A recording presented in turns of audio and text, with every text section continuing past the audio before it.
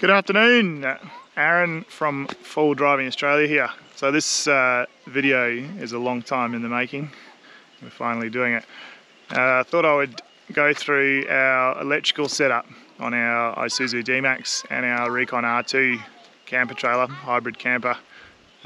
We have been travelling around Australia now full time for just over a year, living out of the setup behind us and giving our electrical system a pretty substantial workout. So yeah, we'll start with the camper trailer and we'll go through all the electrical gear on that, and then we'll go across to the Dmax. So we camped at Main Range National Park, not far out of Toowoomba, sort of west of Brisbane, here for a couple of nights. Obviously there's no sun out at the moment, it's gone away, so I won't be able to show you exactly what it does under normal operation, but we'll get stuck into it. Both of these systems are completely independent of each other. Obviously when we're driving they're interlinked, and we can sort of tie them together when we're pulled up as well. But for a number of reasons we've kept them separate, redundancy being one of them, so they don't have to be attached, and everything just ticks along as normal. So our camper trailer, I'll spin you around, we'll go for a quick walk around it. Set up over here.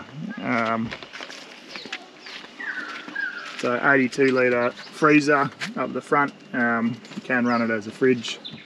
Sarah's in the kitchen, tidying things up. Cleaning your mess up, yeah. Cleaning my mess up, she reckons. Yeah, outdoor kitchen, bunks, queen bed up the top, and then around the back, storage, and our main storage hatch. So the hatch behind me is where all of our electrical gear lives, but we'll start at the top. So on the roof there, we'll put some photos in. I installed 600 watt of Renergy solar panels. So there are 3 200 watt Renergy panels, and there is the original 120 watt, I don't know what brand that is, that's feeding into a different DC-DC. So 720 watt in total. There's still more room on the roof. We could have, well, you can fit a kilowatt, 1000 watts up there if you really wanted. We didn't. We'll talk about that later. The gas struts had to be upgraded. So obviously they've got a fair bit of extra weight on there now. Each of those 200 watt panels is 12 kilos, so 36 kilos of extra weight. I had to get new gas struts to accommodate the extra weight. So yeah, 720 watt of solar, and split into different arrangements. So the Renergy panels, they are feeding into a 60 amp Renergy MPPT solar controller, and the 120 watt panel is feeding into an EnerDrive 40 amp DC to DC charger. So 2 separate setups essentially, and the DC-DC does the alternator charge from our car when we're driving along.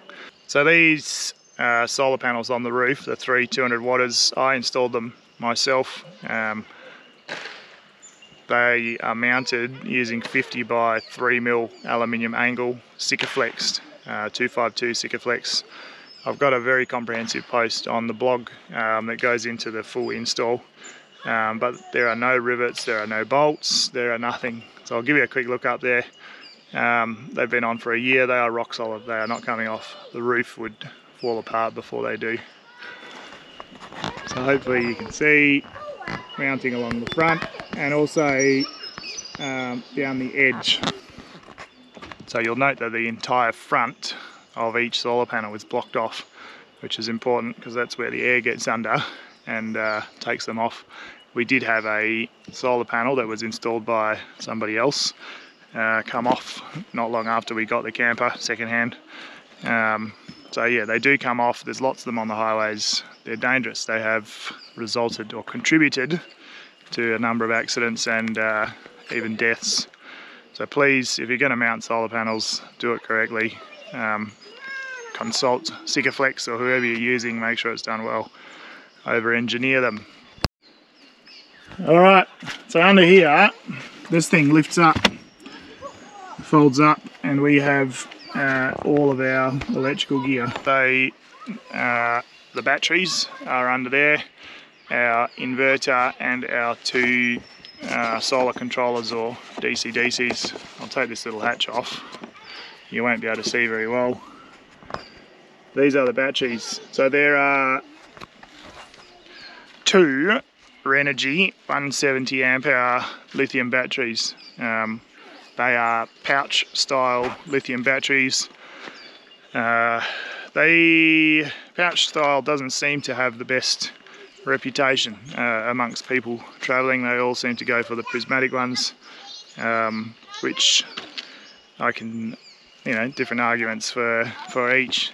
So far we've had no issues with them, so yeah, they're going really well. So total of 340 amp hour of lithium, fed by 720 watt of solar.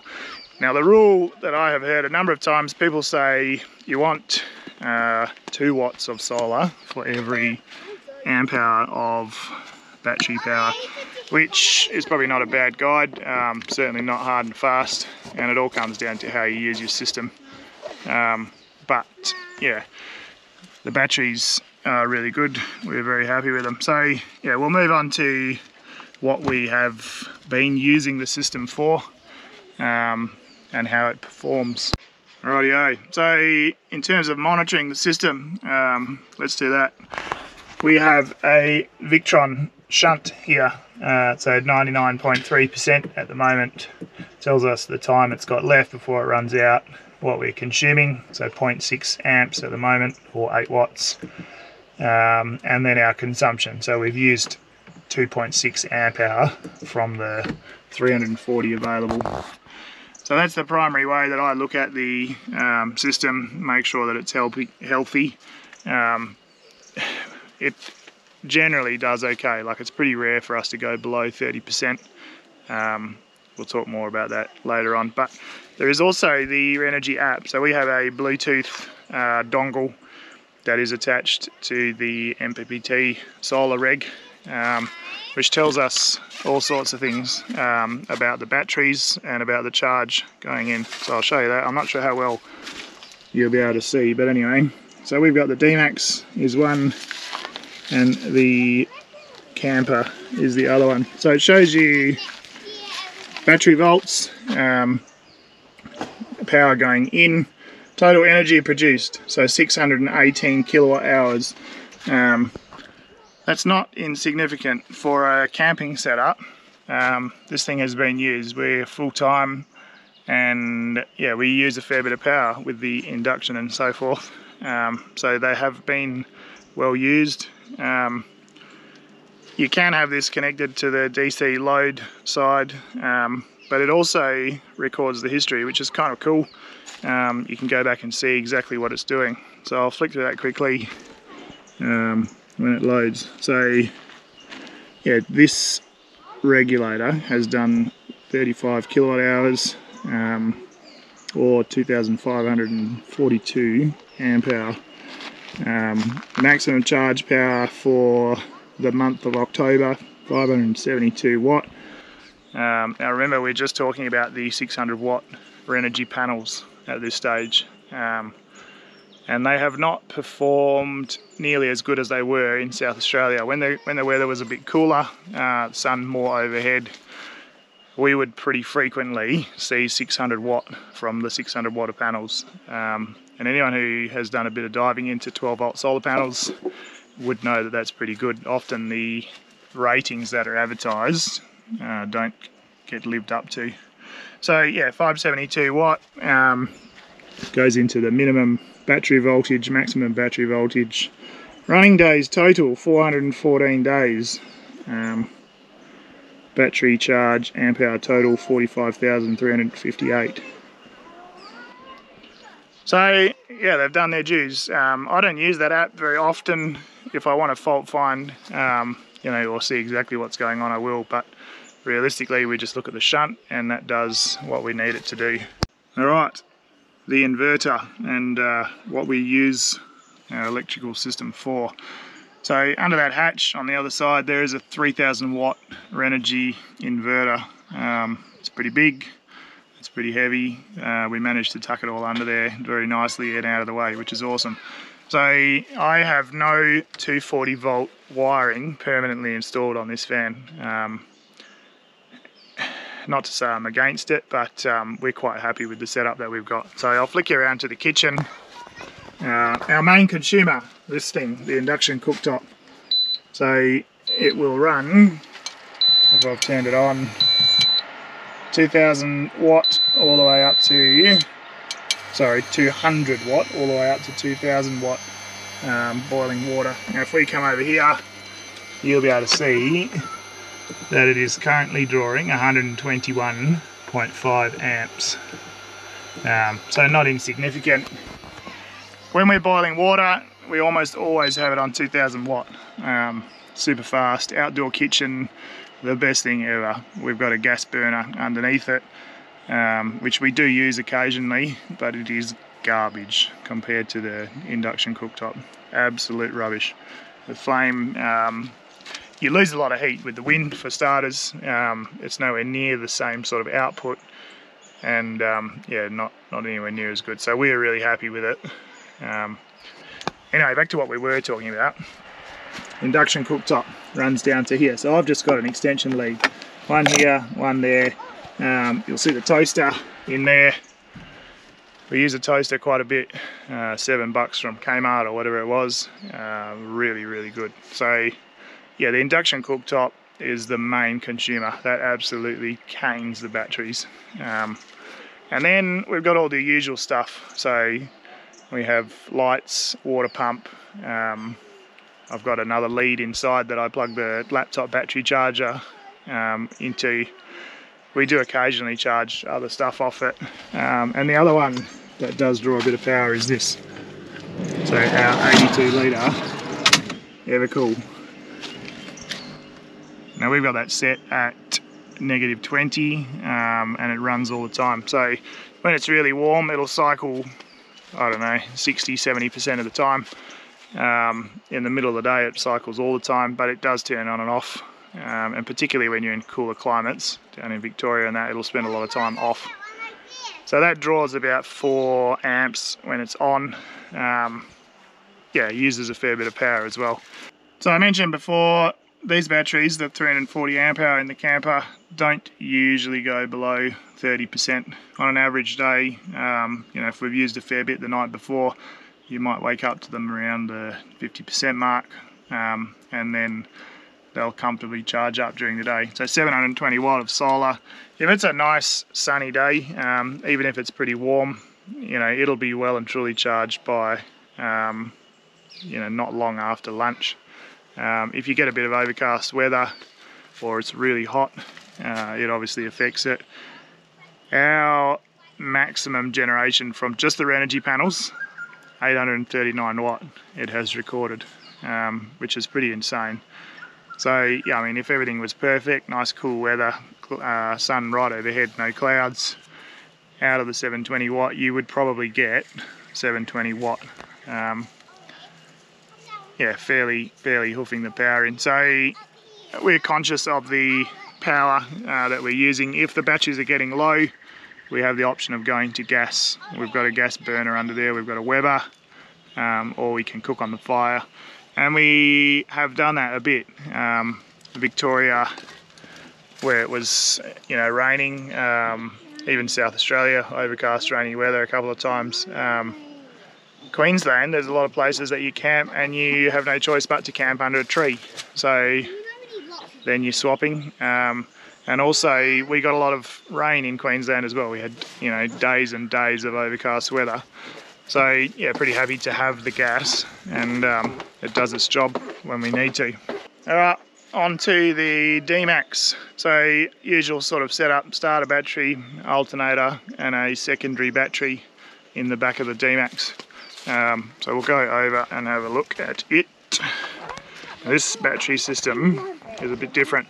It is all independent, but yeah, a bit different to the camper. So behind here, you can't see it probably, is a DIY lithium battery. So a good mate of mine got involved in building batteries, and yeah, he essentially knocked that up. I had a bit to do with it, the timber work and that sort of stuff, but he's knocked it up. So it's a 230 amp hour DIY lithium battery that we've had in service now for just over a year.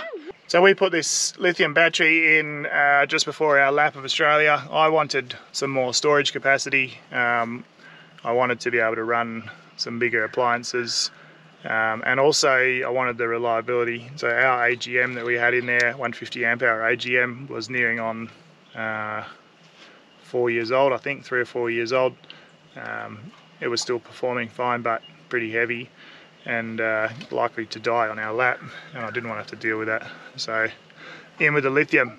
Now you'll see another energy inverter here. This is a 2000 watt one. The electrical panel there, Anderson outlets, upright fridge, Bushman one, and the inverter is used for running you know, drone batteries, camera batteries, charging the laptop up from time to time. And we also do quite often bring the induction cooktop over here, rather than try and move power around. If the car has plenty of power available, we'll put the induction cooktop here and we'll use it for cooking dinner, whatever. So the battery, there's a post on the blog, the battery is good for 150 amp draw, but we don't really run it above sort of 1000, 1200 watt. There is an issue with the BMS, I think. If you're running it at 1200 watt or higher for too long, it faults out. But other than that, it's running really well, and that system is completely independent. So on the roof of the Dmax, there's a 200 watt solar panel, which is pretty tiny in comparison. We probably could jam 2 150 watters on there or something, but you'd be pushing the friendship. So that's permanently mounted, and that is fed into a 50 amp Renergy DC-DC. So the Renergy unit does the solar input up to 25, no, not up to 25 amps. I think it will do the 50.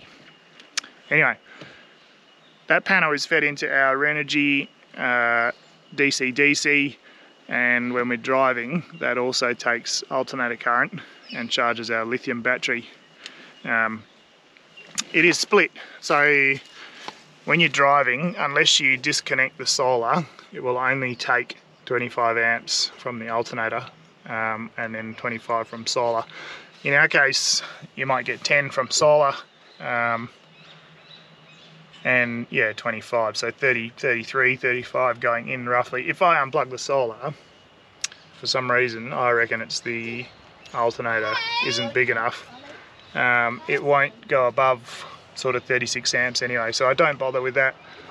Some people do put a relay in, I think, or ignition switching or something, so when you're driving, it disconnects the solar and you get the full output. But for us, it doesn't really matter. So another screen in here, that's a Renergy shunt, and that tells you exactly the same thing: battery percentage, how much you've got left, you know, what you're using, all those sort of shenanigans. So if you've got a lithium battery and you don't have a shunt, you're really doing yourself a disservice. Lithium voltage is not like your AGM. You can't really use it to get an accurate state of charge of the battery. 13.2 volt could be like 90%, could be 30%, and you wouldn't really know. So a shunt, super important, and it just gives you peace of mind that your battery is at the level that it's at, and you can see what is happening as well.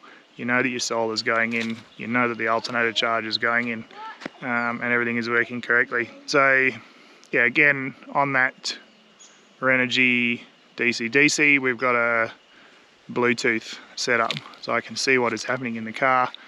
Even while you're driving along, you can see the revs changing, and that changes what you're getting from the alternator.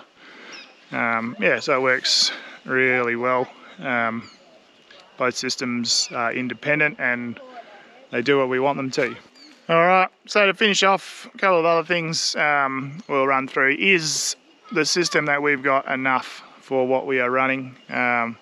So 230 plus the 340, 570 amp hour of lithium, and then 920 watt of solar that is permanently mounted. We do have a 200 watt solar blanket. I don't really like getting it out.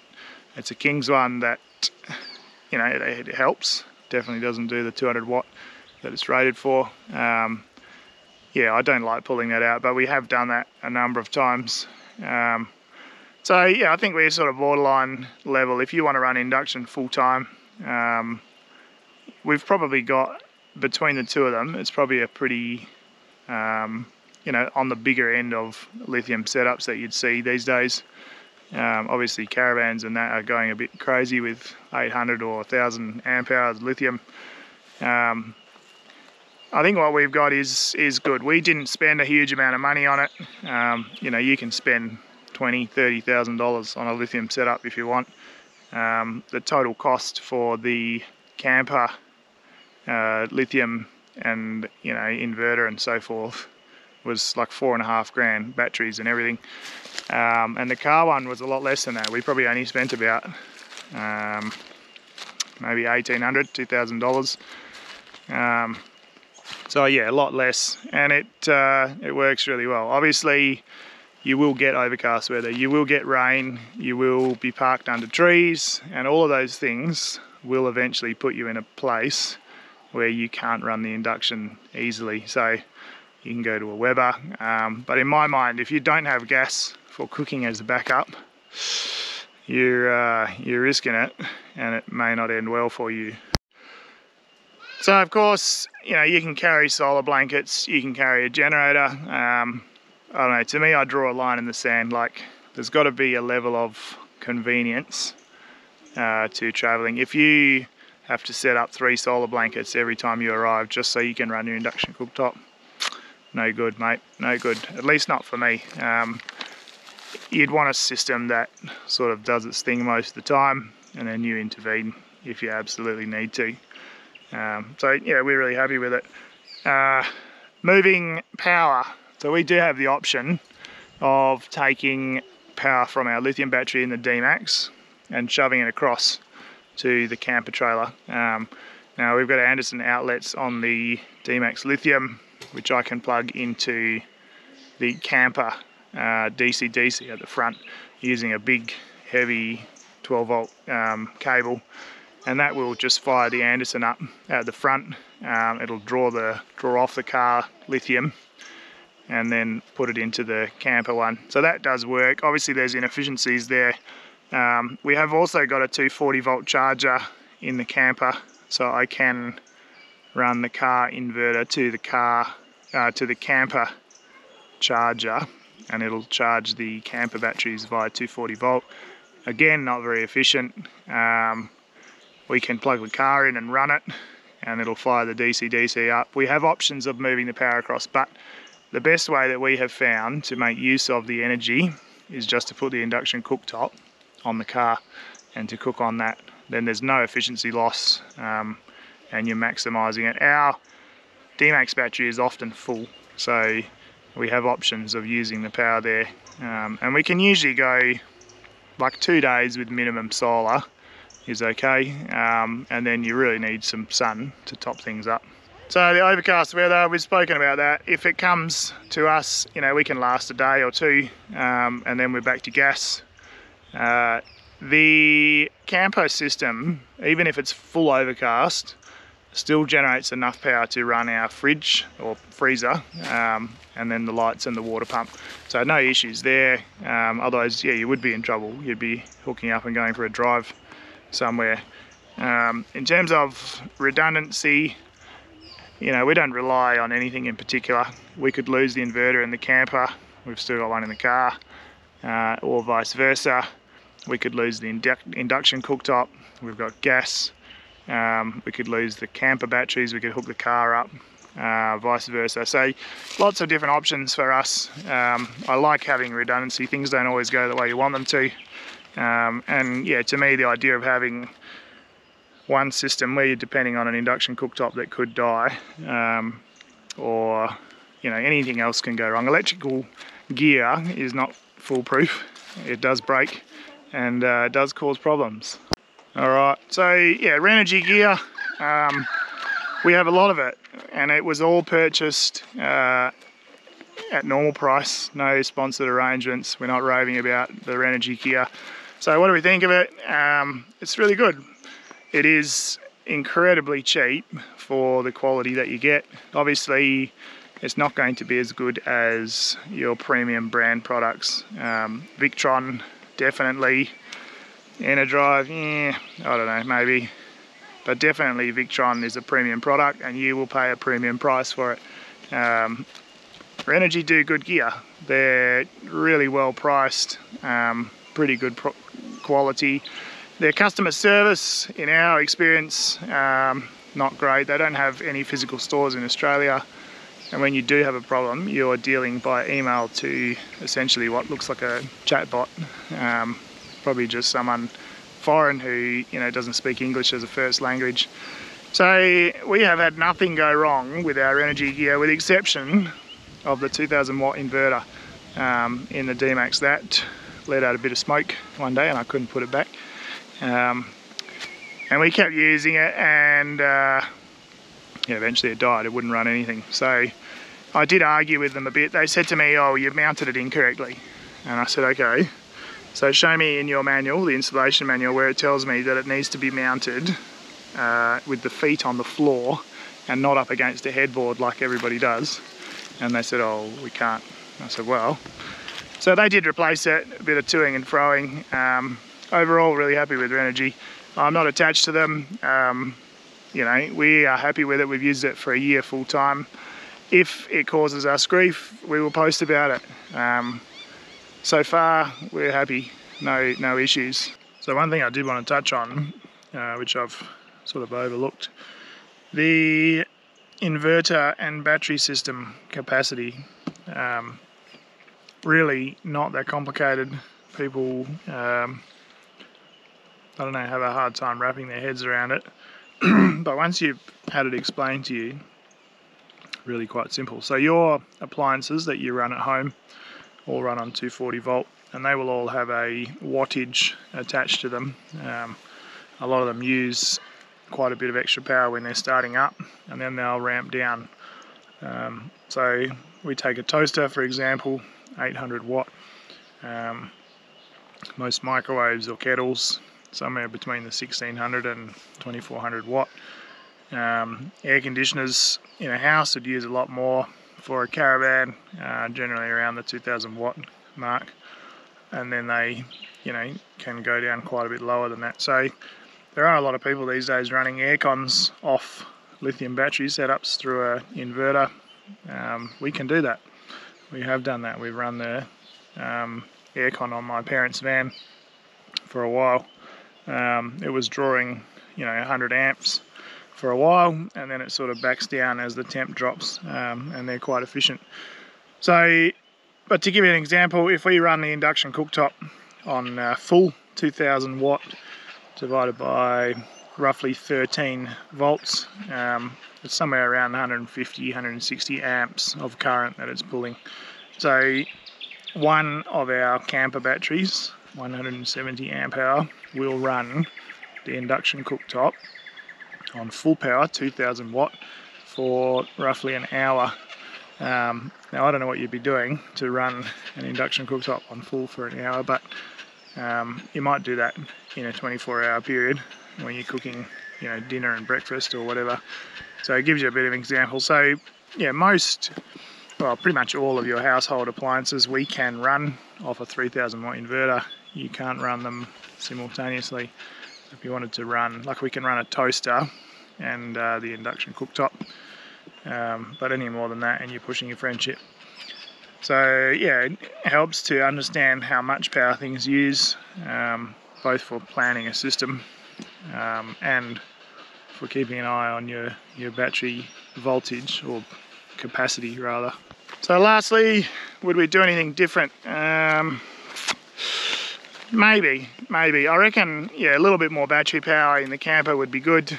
We were sort of limited by space, and also I didn't want to spend crazy amounts of money. The intention was not to build a system that would run induction full time. We just kind of ended up with that to a certain extent. So I reckon I would look at putting more panels on the roof next. We could put 1,000 watt on the roof. I'm not going to pull them off now, they're too much of a nightmare to do. But yeah, you can never have too much solar, so that would have been probably a good step. Maybe a little bit more battery power in the camper. Other than that, I'm really happy with what we've got. It does what we need it to. And at the end of the day, that's the most important thing. Your electrical needs will be vastly different to the next person's. And if it does what you need it to do, you're on to a winner. So I've rambled enough. Any questions, comments, whatever, hit us up. Let us know. Hopefully you got some value from it. We are on the road, I don't know, for a while yet. We haven't decided. Another year, another 2, who knows what will happen. But cheers for following along, and all the best.